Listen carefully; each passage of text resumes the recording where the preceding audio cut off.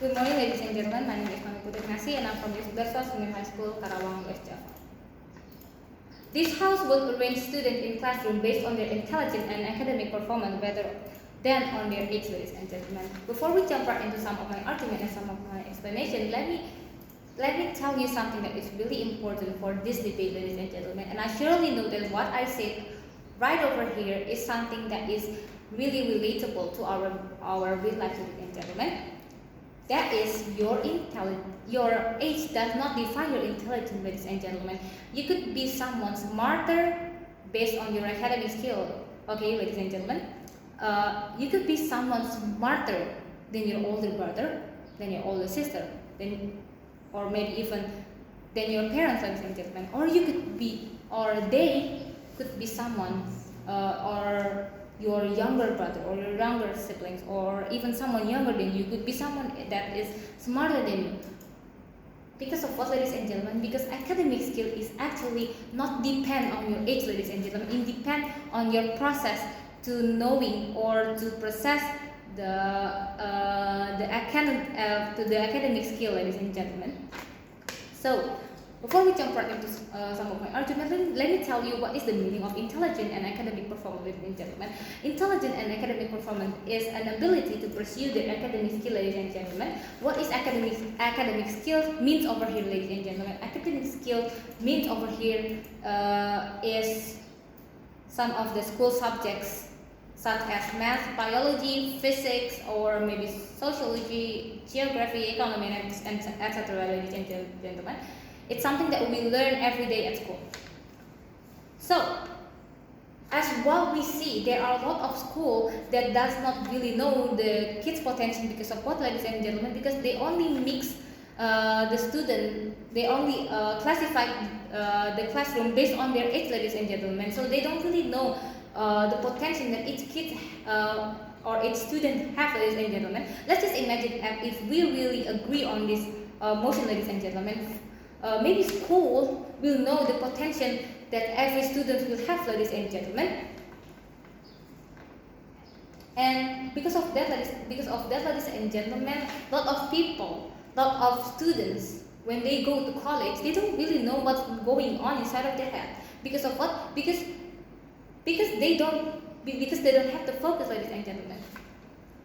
Because they don't really have the brain, but they got into a classroom that actually filled by maybe some of them are really smart. They don't really have the brain, and after that, when they just graduated to college, they just know nothing, ladies and gentlemen. Because of what? Because they actually does not really know the potential, ladies and gentlemen. So let's just imagine if schools arrange the student or classify their student based on their intelligence and academic performance, ladies and gentlemen. For example, one class is full. Let's just imagine there are 3 classes in a school, ladies and gentlemen. The class A, the class B, and the class C, ladies and gentlemen. The class A is filled by some student that's really good at an academic skill, ladies and gentlemen. The class B is filled by students that don't really know about they don't really good at school subject, ladies and gentlemen, but they're really good at art. And the class C is full by students that is really good at sports, ladies and gentlemen. By that they will be able to know their potential, and school will be focusing themselves on arranging their future, ladies and gentlemen. So, focus what I meant for this whole debate is actually a college preparation. So, this intelligent and academic performance brought them to know the world about college and university, so they be able to actually focusing themselves on college preparation. So when they go to college, they still have the brain, ladies and gentlemen. So let me tell you why this method is good for both school and students. Why this method is good for school? Because like what I said before, ladies and gentlemen, school will know who school will know which kids that is really good in academics. That's really good in academic performance, ladies and gentlemen. So they will, got the preparation to go to college. So they just already prepare themselves to go to college, ladies and gentlemen. The second is why this method is good for students, ladies and gentlemen. The environment, ladies and gentlemen. If you are surrounded by some kids that is really smart, that is really good,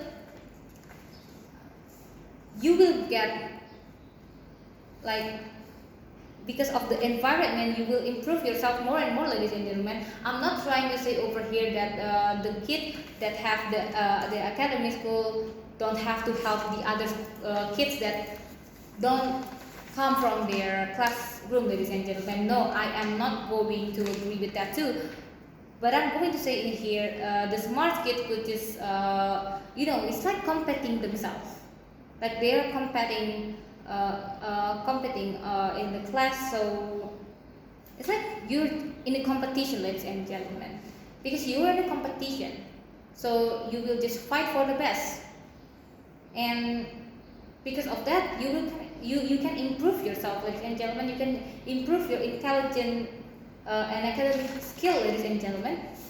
But I'm not going to say that the smart kids will not be able or disallowed to help the kids from the other class, ladies and gentlemen. I am not going to say that. The smart kids can help the kids from the other classroom, but not at the same time as they have to learn to go to the college too, ladies and gentlemen. They can just make a tutor time for their friends if they don't really get the material of one of the particular subject, kind of like that, ladies and gentlemen. So let me tell you the effect if we agree on this motion, ladies and gentlemen, or if we really put this motion in our real life, ladies and gentlemen. The students, as what I told you many times, the student will be ready to go to the college. So so they will be able to go to college and they will know their future as well, ladies and gentlemen. And the second effect is the focus between the academic and the non-academic thing, or for the focus between academic and non-academic subject will be clearly divided, ladies and gentlemen. So they will know which one they should have to go, ladies and gentlemen. And the mechanism is and how exactly we have to to make this motion come true, ladies and gentlemen. The first is we can do it as like the scholarship method, ladies and gentlemen. If you don't, if you can't really chase for the target, then you will be left behind, or you will be moved to the student will be moved to other classroom, ladies and gentlemen. And the second is there will be a test before you go to some of the particular school, ladies and gentlemen. And that's all from me. Thank you.